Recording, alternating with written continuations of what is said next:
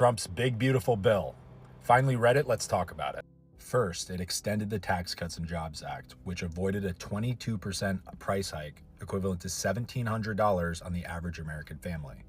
Next, it made the double standard deduction permanent, made the child tax credit permanent, and increased it to $2,500. I think it should be higher, but I love that. Doubled estate tax exemption, which is approximately $15 million, is also permanent, helping family-owned farms as well as businesses. Then we get to the specific campaign promises that people are like, where are they? Okay, no tax on tips, no tax on overtime, as well as tax deductions for buying an American-made vehicle. There's also a new deduction for seniors receiving Social Security, which could be up to $450 each per year. Additionally, and this is a big one, they increased the small business deduction from 20 to 23%.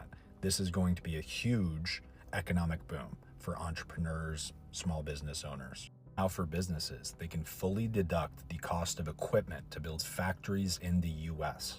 This is projected to increase economic growth by $284 billion. Research and development done in the US can be fully deducted in year one versus a 5-year amortization period. And opportunity zones are expanded, bringing $100 billion to distressed communities, mostly rural, over the next decade.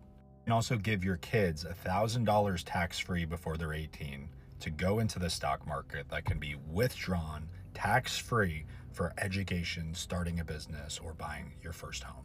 Additionally, the health savings account limit is doubled to $17,000 that you can use tax-free for medical expenses. 1099-K forms do not need to be filed under $20,000 now versus $600 to reduce paperwork. And now scholarships are considered write-offs under charitable giving.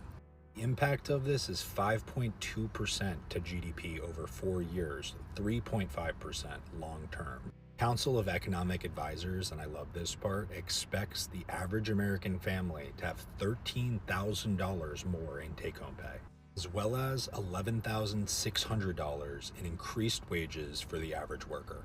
CBO says that it's going to add $3.8 trillion of debt due to decreased revenue, but as we saw last time, revenue tax receipts went up. There are some pay for cuts to Medicare, mainly work requirements starting in 2026, as well as cuts to SNAP.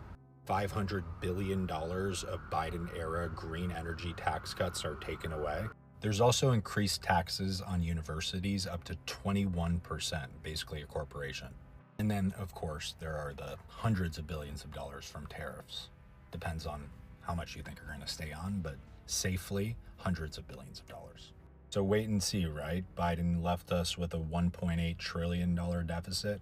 If we get growth kicked off and rolling over the next 3-4 years, and the debt, at least the deficit, we can cut it down close to $1 trillion, that would be outstanding. I'm pleasantly surprised that Trump even added new good ideas, but kept all of his campaign promises. There was also increased nuance here, more than I expected. The no tax on tips is only for people making under $150,000. Most waiters, right? And now going out is going to be cheaper because more people are going to be wanting to be serving food. That brings labor costs down, but they still take home more because the majority of what they make is tips. This is really exciting.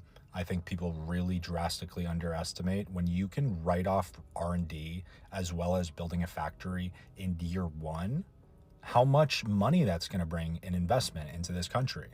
If we get above 3% real GDP growth while shrinking the deficit even a little bit, that would be like exceptional, like actually exceptional. Super happy about this. Let me know what you think.